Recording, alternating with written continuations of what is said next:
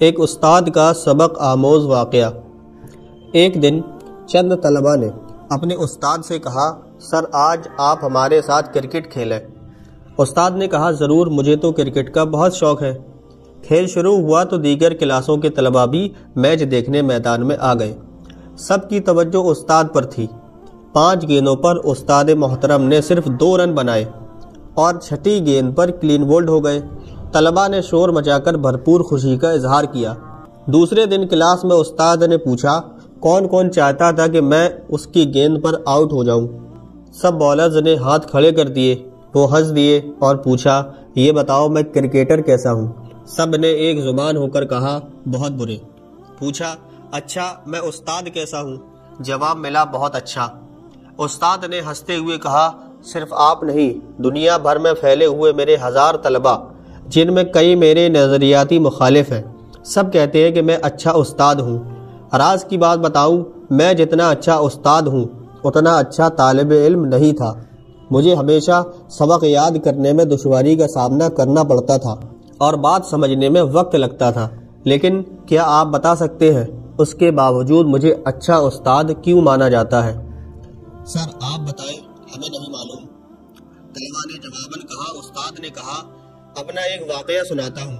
مجھے اچھی طرح یاد ہے کہ ایک دن میں اپنے ٹیچر کے گھر دعوت کی تیاری میں ان کی مدد کر رہا تھا۔ فریزر سے برف نکالی، جسے توڑنے کے لیے کمرے میں کوئی چیز نہیں تھی۔ استاد کام کے لیے کمرے سے نکلے تو میں نے مکہ مار کر برف توڑ دی اور استاد کے آنے سے پہلے جلدی سے ٹوٹی ہوئی برف دیوار پر بھی دے ماری۔ استاد کمرے میں آئے تو دیکھا کہ میں نے برف دیوار پر مار کر توڑی ہے۔ انہوں نے مجھے ڈانٹا اور کہا کہ تمہیں عقل کب آئے گی، کیوں برف توڑی جاتی ہے؟ میں نے ان کی ڈانٹ خاموشی سے سنی۔ بعد میں انہوں نے میری اس بیوقوفی کا ذکر کئی جگہ کیا، لیکن انہیں آج تک نہیں معلوم کہ برف میں نے مکہ مار کر توڑی تھی۔ یہ بات میں نے انہیں اس لیے نہیں بتائی کہ وہ ایک ہاتھ سے معذور تھے۔ ان کی غیر موجودگی میں نے جوانی کے جوش میں مکہ مار کر برف توڑ دی، لیکن جب ان کی معذوری کا خیال آیا تو سوچا کہ کہیں میری طاقت کے مظاہرے سے انہیں احساس کمتری نہ ہو، اس لیے میں نے برف دیوار پر مارنے کی احکمانہ حرکت کی اور کئی سال تک ان کی ڈانٹ سنتا رہا۔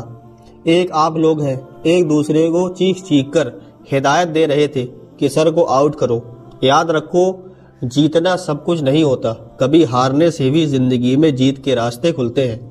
آپ طاقت میں اپنے اساتذہ اور والدین سے بے شک آگے بڑھ جاتے ہیں، لیکن زندگی میں کبھی اپنے اساتذہ اور والدین سے جیتنے کی کوشش نہ کرنا۔ ایسا کر کے آپ کبھی نہیں ہاریں گے۔ اللہ پاک آپ کو ہر میدان میں سرخرو کرے گا۔